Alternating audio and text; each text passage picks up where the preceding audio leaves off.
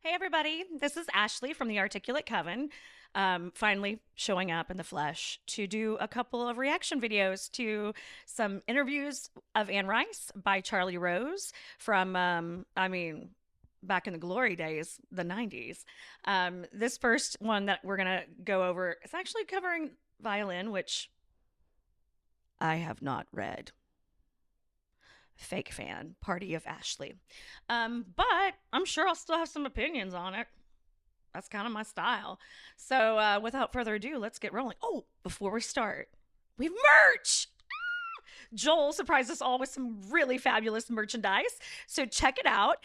We've got t-shirts, tank tops, tote bags. Tote bags? Did I make that up? I'd like a tote bag. There's a journal, a cute little notebook, and a couple of hats, and a fabulous hoodie. I definitely am going to be wearing my own merchandise. I don't really care. I'm in my 40s. My give a fuck's been broken for a while now. All right, so let's get rolling anyway, because I got 2 of these to do, and I promise I'm not a real flaky flake, but I just moved into a new house, and it's been moving in the South in July, which has been a nightmare. More for my husband than for me, bless his heart. All right, let's go.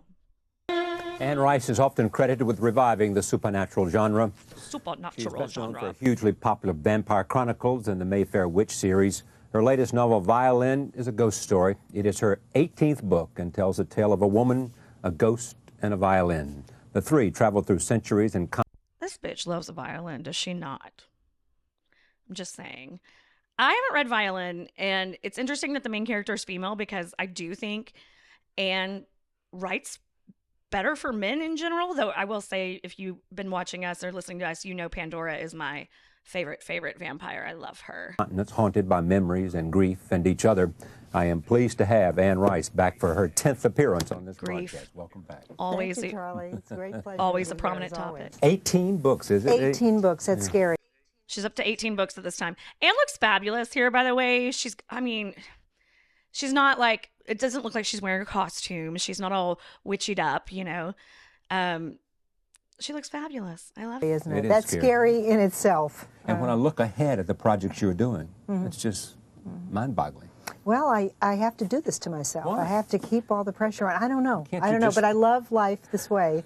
A perpetual near-death experience. Is that what it Everything is? vivid. Yes, yes, yes, yes. Are you ever at home in New Orleans? Oh, yeah. I'm at home all the time writing. I've been home all year, as a matter of fact. This is one of my first trips.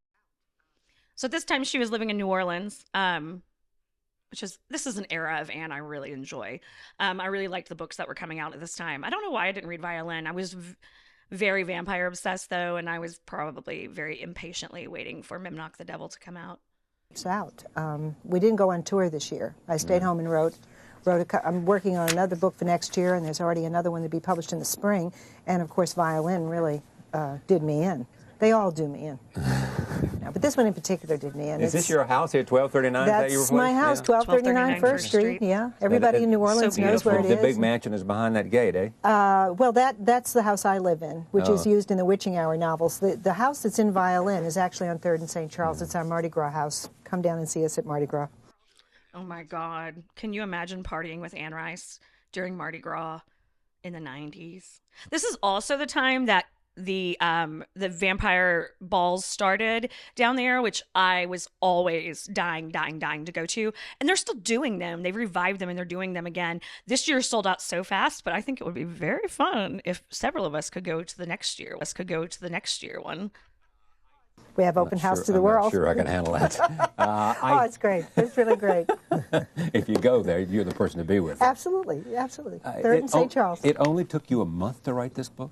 It took a month, but there was an enormous amount of preparation. I had been to Rio de Janeiro, and the whole book had come to me while I was staying there at the old Copacabana Hotel. What happened? A little experience there? Copacabana Hotel. Everything came together. I mean, I had just seen the movie Immortal, Beloved, been pitched back into my love of music, and went down to Copacabana, and I don't know, everything came together. I began to be able to think back and remember the time when I wanted desperately to play the instrument and didn't have any talent for it, and I began to conceive of this woman who was really haunted by a ghost who played the violin. You know, this ghost appears on the corner of 3rd and St. Charles, right outside my house. I am the woman, Triana, 3 times Anne Rampling, A.N. Roquelaure, Anne Rice. Okay, I'm in the house. I hear that. Okay, so she's referencing all of her pen names right there. If you're not as savvy or not as familiar with Anne's work, she's written under a couple of different pen names, and those are all of them. I love that she kind of, it sounds like, maybe based this character a little bit on herself. Perhaps a better version of herself than the Louis. Violinist, and the violinist starts to produce unbelievable pinnacles of emotion and depths of emotion. And pretty soon I realize that the price of this beautiful music is madness. And I'm going to jump now. It's not really Triana. It's a fictional character, Triana. Triana then begins to battle with this ghost because she knows more than he does about what he's doing. So this is where the idea came from. Yeah, it all happened one down night there in Rio. Rio. And, well, I wrote it down over about 2 weeks' time. Yeah. I would come back to the room every night. You know, we'd run around Rio in the day. We'd go to Sugarloaf Mountain, Corcovado, the rainforest. I'd come back and I'd write just. I'm always so interested to hear how writers actually put pen to paper, so to speak. If they write in longhand, if they use a typewriter, if they use a computer, if they do any sort of vocal audio recording and then do transcribing, and what kind of prep they do. I'm always interested in that. I'm a writer somewhat, but I'm a very lazy writer, and I'm an untrained writer. I didn't get any sort of I didn't go to school for writing. I went to school for acting like a doofus on stage, just like Joel. Numbered scenes, like one, Triana does this, 2. Longhand. I had only no computer, longhand. just longhand. I can't use those little fold-up jobs. You know, I have to have my big machine. In any event, when I came home, I had the whole thing done in those notes. And so the month was really like the performance, just getting to the keyboard and going, you know. So you can't say it was a month. It was, in a way, all your life and a month. And the story is? Well, the story is what happens with Triana and what happens with Stefan Stevanovic, this ghost. They have a battle. Stefan Stevanovic? Sounds like a Days of Our Lives character. And a love affair of sorts all the way to the end of the novel. And the novel, I think, is pretty well resolved. I can't see this as a series. Now, did I read this was at one time 600 pages or something? And oh, you no, pared no, away? no, It's always been about this size. No, it's about that long, yeah. I usually come up with one fair copy at the end, and that goes to the publisher. I edit and condense and cut and revise as I go along. I just work very intensely. And then when I press that button and print out, that's it. That's the only copy that really exists, and then off it goes. Then, of course, I can keep pressing that button, keep pressing it. You don't show it to anybody while you're writing these things? It's just... No, if I'm going to make a fool of myself, I'm going to do it on my own. Now, I'm 56.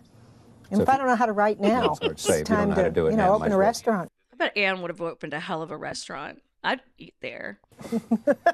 Or something. Drink there. You send it to the editor. Do they fool around with it much? No, they don't fool around with it at all. I have a wonderful editor, Victoria Wilson, and we came to an understanding a long time ago that she wouldn't touch the manuscript or change a word. And so, wait a minute. Anne hates editors. Anne hates anyone changing any of her words. So I do see how she and Christopher may have developed a real beef with the development of Interview and with Mayfair particularly. I think that it's really easy to forget how passionate she was about that. She was very, very anti-fanfic. That started becoming a real thing in the, in the 90s, mid-90s. When the movie came out, everybody was fucking excited about it. And it really, really caused a huge resurgence in readers and of her work. And it's just natural if you love a world, if you're into it really well, if you're a writer yourself and you like to experiment, it's an easy way to kind of, dabble your toes in and to see the stories that you want to see. But Anne was not a fan of that kind of behavior, down to her editor. I bet she was pretty difficult to work with sometimes. No disrespect. Again, she just said 57 years old and she knows what the fuck she's doing. I love every book of hers I read, so I think she does know what she's doing. Come on, see, there's something wrong here. No. There's something wrong here. Wait, what do you mean? What are you You have an understanding with the editor, she will not touch you? Absolutely. Why do you have an editor?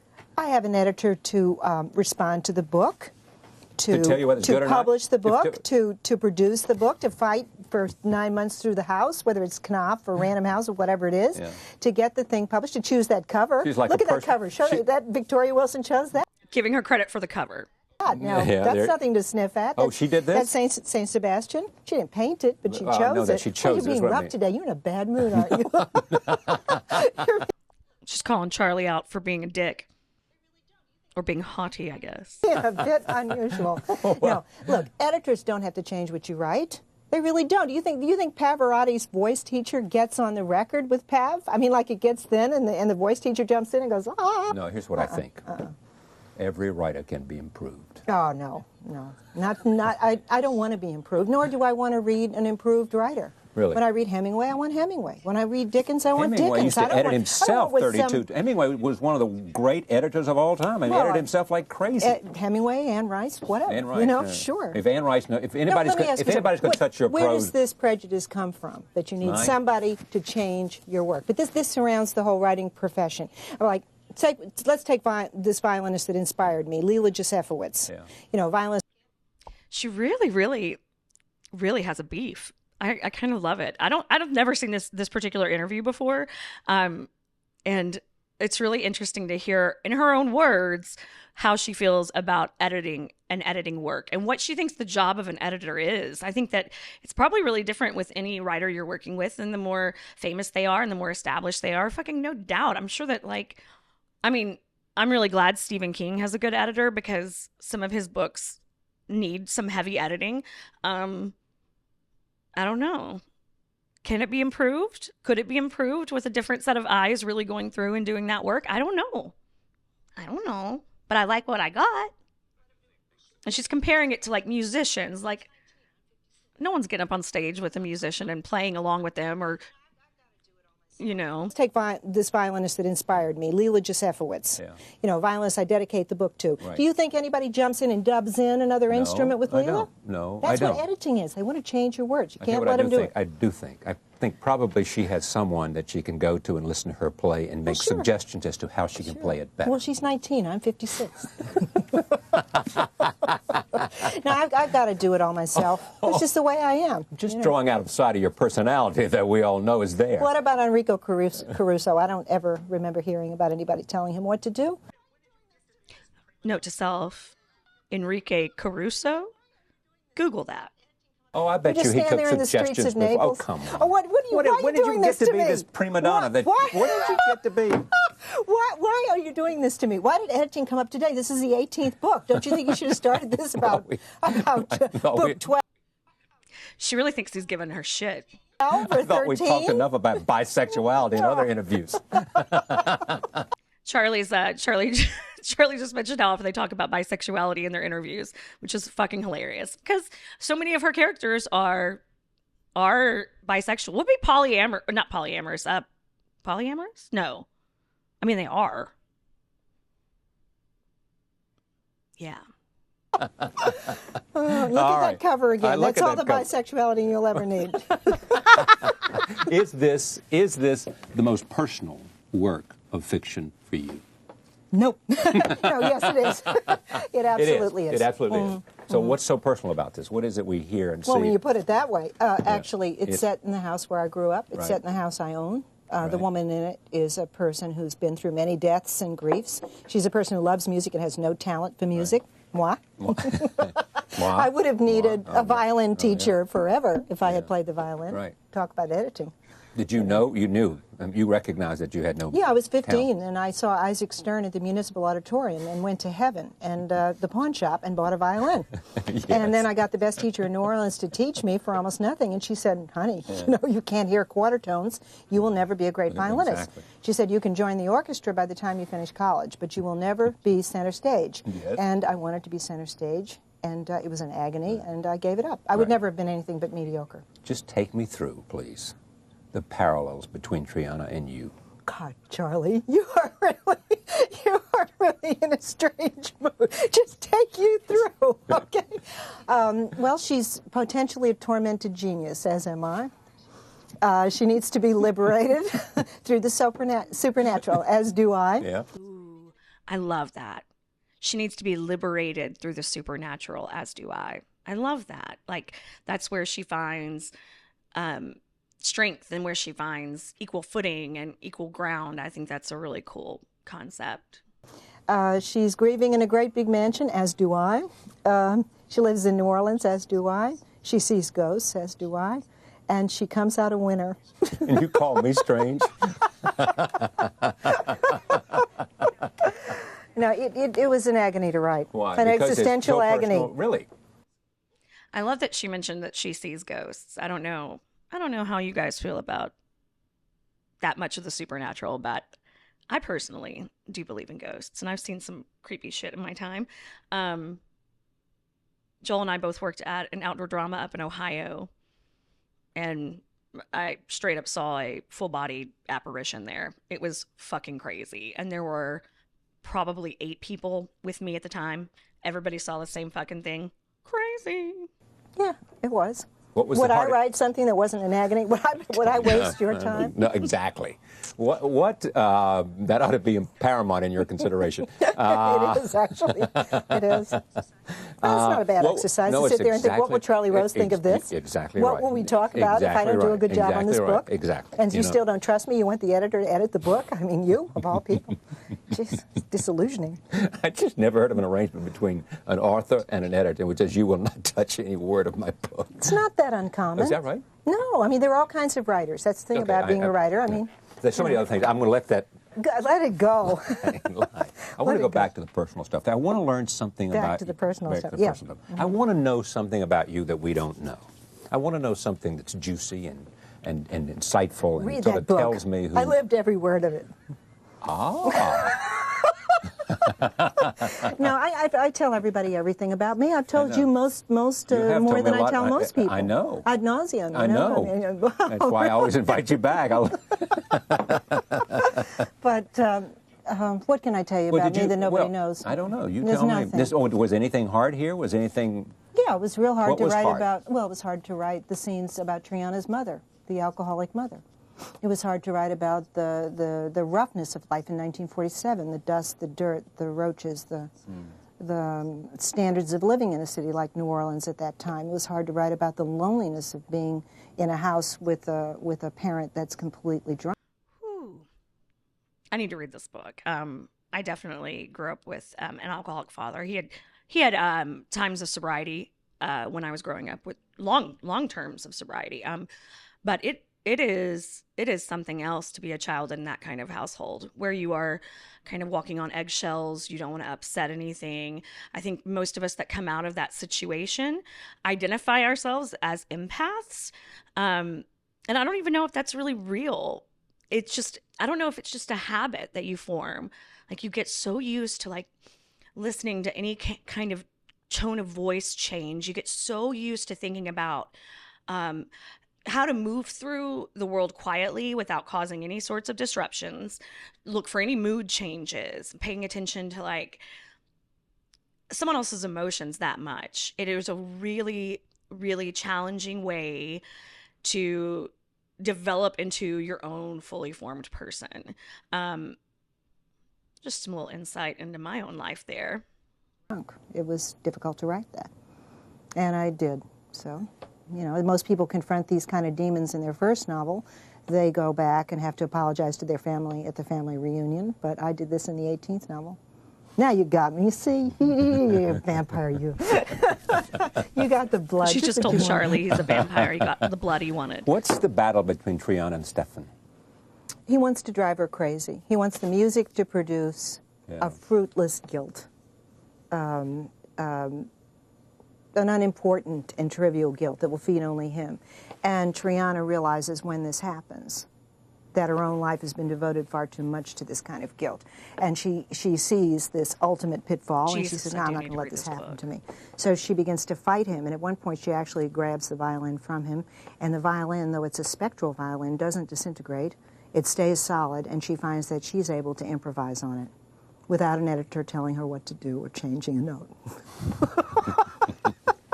So she's able really to throw her passion into this instrument. So, lesson learned, if you're a writer and you suck at the violin, you just write yourself a really good book about how you can play a fucking magic violin. Bet. And to bring something spontaneous out of it. And so after that, she won't give back the violin. And she and the ghost begin a different kind of battle. He drags her back into Vienna in the past, where he was made a ghost, and he tries to demonstrate to her that he has a right to this instrument and she has no right to it. Was it hard to find the right violinist? You listened to a lot of music, didn't you? Yeah, I came across Leila Josefowicz when I was listening to a lot of CDs, really just for inspiration. I was listening to everybody, the old guys, you know, Jascha Heifetz and Isaac Stern and Yehudi Menuhin, and then also I wanted to hear some of the new violinists, and I just happened upon Leila. And she had a recording out of the Tchaikovsky Concerto for Violin and Orchestra, and it was absolutely fabulous. She had terrific power, terrific authority, and terrific passion. And what'd you do then? Well, I listened to her over and over again. After I wrote, before I wrote, sometimes even during the time that I was writing. And then when the book was finished and in, I took steps to get in touch with her so that I could bring her down to New Orleans, perhaps, and introduce her to the readers, have a concert for her. And to my amazement, I found out that I could afford to do that and that she was willing to come. So we're going to have a concert with her on November 2nd in New Orleans. And we're going to meet her here right now. Roll tape. This is Leila in performance here on this set a few minutes ago. Here it is.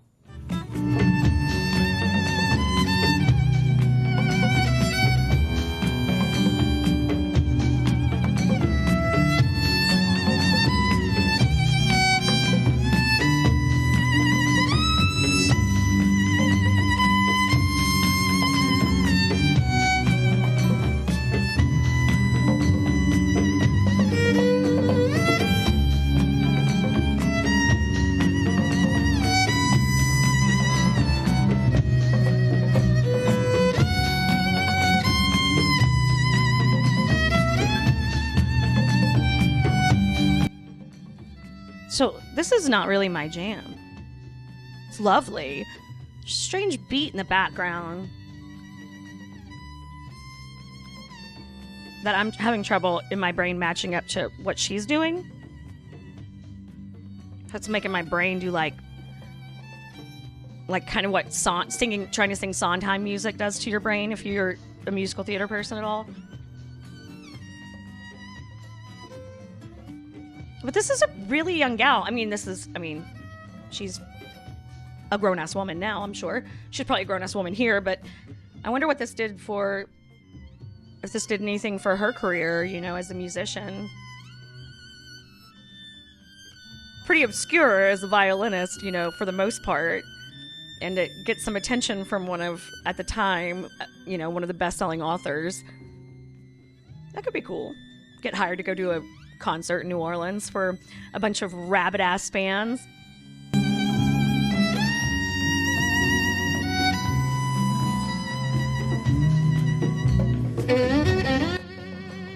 Oh, a big tone change. That got really rich. I don't know. Violin might just not be really my favorite instrument. They're beautiful.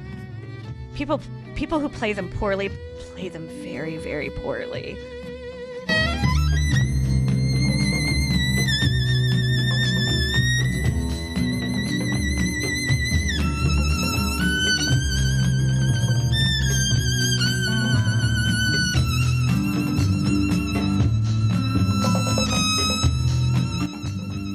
I could totally see how this music was fucking matching up Anne's vibe when she was in Rio, though, writing this damn book.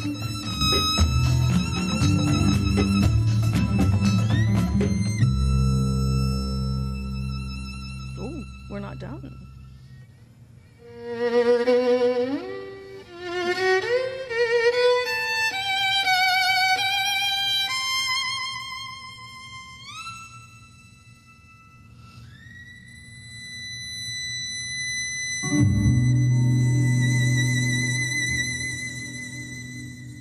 Leila Josefowicz. Joining us now, Leila Josefowicz. Welcome. Is it Leela or Leila? It's Leila. Leila. Okay. Doesn't really matter. So tell me about the experience of hooking up with Anne Rice. It was really stunning. Someone like you, Anne. I mean, you're so fabulous. You're so famous. It's unbelievable to me. It's Just trying to pay back because you thought I was. Go ahead. It's really amazing that you can reach out and be really interested in someone else's work. I mean, Leila. It's very, I mean. When I hear that music, when I hear that incredible power coming out of the instrument, it's something I want to pay homage to. And that is true. Anne stays really inspired by artists, by art, by other people's work as well. I think that's something that's very common about her, that you know, you hear she was always watching movies and, you know, had opinions about actors, had opinions about writers and producers and things like that. I love that. I love an artist who's inspired by other art. Homage? Homage. Homage. Okay, I want to pay homage to it. Yeah. And Well, it's I understand. I mean, you have your inner voice, and I have mine, and we all just try to let it speak. Exactly. When Exactly. did you start playing the violin? When I was about 3 years old, it was just meant to be. Nothing serious, just a hobby. I mean, When did they first know? Excuse me, Charlie. When did they first know that you were just really going to take off? You know, in that magic tone. So you Now, Anne's taking over the interview. and another show of your own. Go ahead. Go ahead. it was just probably after, you know, 3 years or something. I mean, I think I even realized when I started out how bad I sounded, and it's just a really long process to go through. I mean, But your parents enrolled you in that program, didn't you? in the Suzuki program, right? Yeah.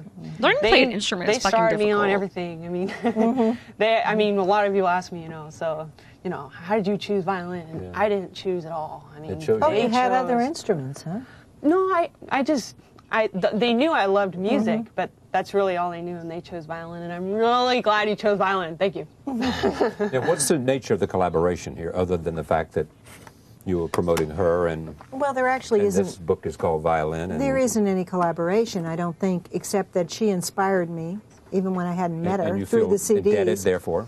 Not really indebted, but we talked about, and everybody around us really wanted us to do a CD that included a lot of her performance work that some she'd already recorded and some not, I think, and titled this Violin for Anne Rice. It's like an anthology of what she's done, of what she's accomplished, of some of the finest things, and particularly those things that I like and things that appeal to me.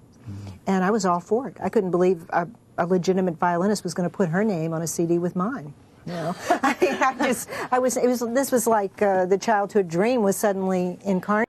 I didn't realize they produced an actual fucking CD along with this. That's really cool. So that's a big fucking move in someone's career for sure. That's awesome, Anne. Anne, lifting other women up. What? We love to see it. In Leela, and she was willing to put her name there. You know, and it was great. It was like the end of some sort of terrible drama, tragedy for me that had started at 15. Suddenly I'm in my living room, and here's this 19-year-old with the gift from God, and she's playing this music, and they say, you know, she would like to gather together these pieces in a CD and call it Violin for Anne Rice. Great moment. It was a great moment. Yeah. It was not entirely without pain. It was kind of a painful moment. Why? I don't know. Because she could do the thing that I wanted to do, and she did it so beautifully. But it was an exquisite, painful moment. Yeah, I read somewhere that you no longer sort of fear death. That No, I don't you've fear gone- it at all. Hit me, buddy. No, I that don't you've gone fear through it. enough death. Yeah, that's true. That's actually true. I no longer fear it, and I feel closer to an acceptance of it, I guess, than I've ever felt in my life. But that comes with age, don't you think? I wouldn't know. Do you have any? She called Charlie Rose a vampire, and he just made a joke about not dying. Do you have any premonitions? No, I don't have any premonitions. I really don't. I just live every day and make plans that are about, you know, for the next month, next the next 24 hours. week. Yeah, Yeah, how much money to get through Christmas, you know, that kind of It's a thing. problem when you've sold as many books as you've sold. Well, it's not the way it seems. What are you working on next? I'm working on a book called Armand, and that's it's right. about the Oh, vampire Armand. Armand. It'll be out in the fall next year, and She's it talking about actually involves music too. It involves a pianist. pianist that I have not met yet. I don't know the pianist, and she keeps playing the Beethoven sonata that's called the Appassionata. So will you do the same thing? Will you go out and get every pianist playing Beethoven you can find? Every CD you can find, every piece of music you can find? I am doing that. I am. Looking for I somebody am. who plays it just right for you? Yeah, I am. I have. I will. But I don't expect to find another Leela. That comes once in a lifetime. And you? What's next for you? Well, I'm A concert? I'm basically Contour? playing Yeah.